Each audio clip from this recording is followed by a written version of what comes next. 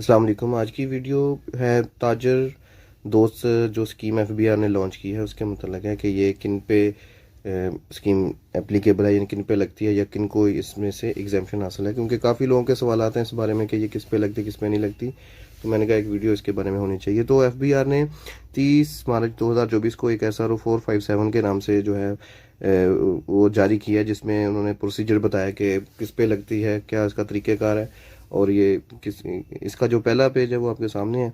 तो SRO का, और ये 6 शहर हैं, कराची, लाहौर, इस्लामाबाद, रावलपिंडी, कोयटा, पेशावर, इन पे उन्होंने अभी इसको शुरू किया है। तो पहले सवाल की तरफ चलते हैं। पहला सवाल ये है कि ताजर दोस्त स्कीम किसके लिए है।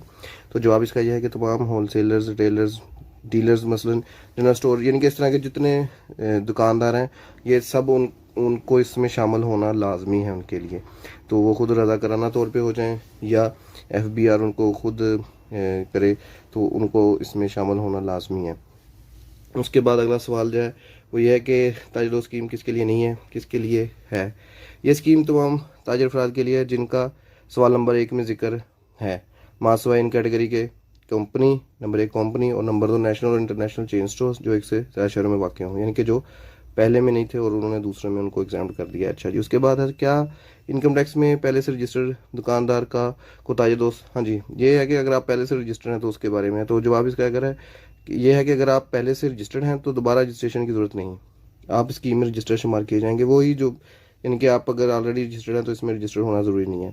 उसके बाद ये कि मैं पहले से, ये भी उसी सवाल का कि तसलसल की तरह है कि मैं पहले से एक दुकानदार की हैसियत से इनकम टैक्स में रजिस्टर्ड हूँ और अपना जमा करवाता हूँ, ठीक है। तो जवाब उसका ये, अगर आप पहले से रजिस्टर्ड हैं और अपना इनकम टैक्स रिटर्न भी जमा करवाते हैं, दोबारा रजिस्ट्रेशन की ज़रूरत नहीं है। यानी कि ये तीसरे सवाल का ये तसलसल है। तो उसके बाद चौथा, जो पाँचवा सवाल है कि अगर मैं अपने आप को नई ताजर दोस्त स्कीम में रजिस्ट्रेशन करवा लूँ तो पहले से इनकम टैक्स रजिस्ट्रेशन कैंसिल से, ये भी उसका एक तस्वर है। यानी कि कहने का मकसद ये कि ये जो बंदा ऑलरेडी रजिस्टर्ड है ना जी, उसको इसको लगातार इसको एक अलग से रजिस्ट्रेशन की ज़रूरत नहीं है। जो पहले से रजिस्टर्ड है उसको परेशान होने की ज़रूरत नहीं है। वो अपनी जिस तरह नॉर्मल रिटर्न फाइल कर रहा है वो करेगा, लेकिन टैक्स देगा। क्या इनकम टैक्स और ताजर दोस्त स्कीम 2024 के तहत एक दुकानदार को लहदा इनकम टैक्स और एडवांस टैक्स देना होगा। ये भी उसी तरह है कि वो पूछ रहे हैं कि लहदा टैक्स देना होगा। तो जवाब उसका ये है कि ताजर दोस्त स्कीम में टैक्स जमा करवाने का तरीकाकार दिया गया है। दुकानदार ताजर को इस स्कीम में के तहत माहाना एडवांस टैक्स देना होगा। जो ताजर सहमाही, वही जो है तरीकाकार तकरीबन वही है, पहला सवाल की तरह ही है, पाँचवें सवाल का। और ये सवाल है कि क्या ये स्कीम टायर 1 रिटेलर्स के लिए भी है। जी हाँ, उनके लिए भी है, ठीक है। अगला है क्या ताजरों को सेल टैक्स में भी रजिस्टर, ये अच्छा सवाल है। तो जवाब इसका ये, ताजर दोस्त स्कीम इनकम टैक्स रजिस्ट्रेशन से मुतल्लक है, इससे स्कीम का सेल्स टैक्स से तल्लक नहीं है।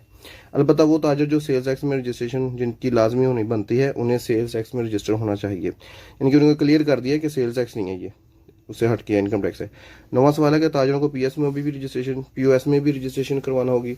जवाब है ताजर दोस्त स्कीम में शामिल होने के लिए पीओएस की रजिस्ट्रेशन लाजमी नहीं, लेकिन अगर आप टायर 1 टेलर्स हैं तो टीयर 1 टेलर्स हैं तो आपको पीओएस में रजिस्ट्रेशन लाजमी है। तो ये भी लोगों का अक्सर सवाल है। सवाल नंबर 10 है कि मैं एक शॉपिंग में मॉल में क्योसिक लगाता हूँ, क्या मैं भी ताजर दोस्त स्कीम में लगाऊंगा। तो इसका जवाब जो है जी हाँ, वो भी उसमें शामिल होगा। उसके बाद है क्या बिजली के बिल के साथ दागे का टैक्स एडजस्ट किया जा सकता है। तो उसका जवाब है जी हाँ, माहाना बिजली के बिलों पर दागे इनकम टैक्स ताजर दोस्त स्कीम में अदायगी के वक्त एडजस्ट हो सका। तो ये एक मुख्तसर सी वीडियो है जिसमें मैंने